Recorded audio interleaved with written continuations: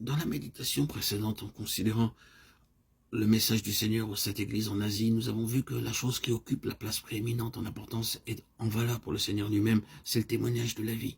Non pas de la tradition qu'ils ont eue, ni tellement du travail chrétien et de l'activité réalisée, ni même du nombre important de choses recommandables et même précieuses aux yeux de Dieu qu'il a pu y avoir, mais bien ce qui est central et fondamental dans l'élection, l'appréciation et le choix divin, à savoir le témoignage de la vie.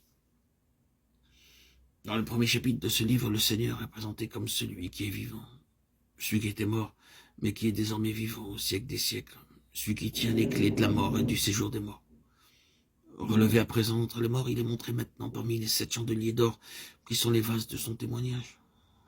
Il les juge sur la base de ce qu'il est, lui, le vivant, celui qui a vaincu la mort.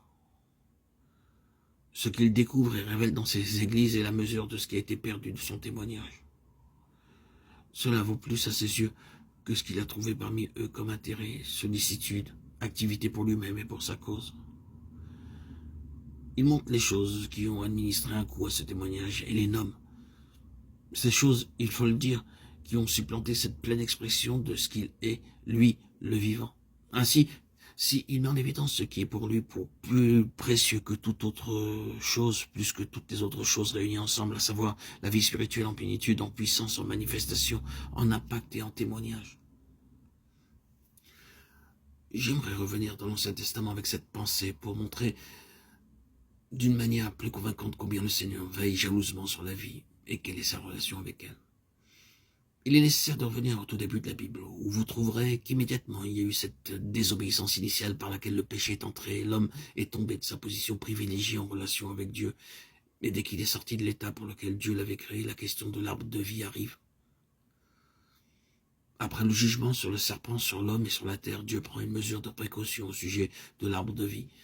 Il entreprend une sauvegarde, afin que l'homme ne puisse avancer sa main, qu'il ne prenne de l'arbre de vie et ne vive éternellement. Dieu mit ces chérubins qui agitent en tous sens une épée flamboyante pour garder le chemin de l'arbre de vie, afin que cet arbre ne puisse être approché. L'interprétation de cela se trouve dans le dernier chapitre de la Bible. L'arbre de vie au milieu de la cité de Dieu est quelque chose duquel sont exclus le péché et la culpabilité. Plus rien n'est montré en elle qui rappelle l'Adam déchu et la nature pécheresse. Finalement, personne ne peut être trouvé en présence de Dieu dans une communion vivante avec lui, et personne ne peut connaître la vie éternelle si ce ne sont ceux en qui l'œuvre rédemptrice du Seigneur Jésus s'est effectivement accomplie. Le fait a relevé que dès le commencement, Dieu prit des dispositions particulières pour que l'homme pécheur ne touche à cette vie et ne se l'approprie. Dieu ne voulait en aucune façon un état pécheur se perpétuer indéfiniment. Le dernier chapitre de la Bible scelle à jamais ce fait et montre que l'état de pécheur est pleinement et définitivement réglé. L'état qui se perpétue est celui d'une plénitude de vie parce que l'agneau y a pourvu par son sang répandu.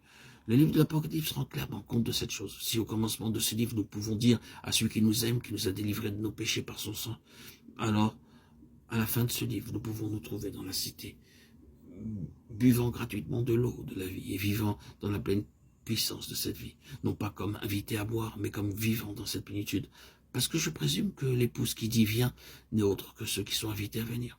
Ainsi, si nous voyons tout au début l'attitude jalouse et inflexible de Dieu et sa sauvegarde en relation avec la vie, il est précieux de noter qu'il suspend la possession possible de cette vie jusqu'à ce que l'œuvre puissante de la croix ait traité entièrement cet état, qui, s'il avait pu continuer, aurait perpétué un monde perdu, un monde en dehors de l'intention divine.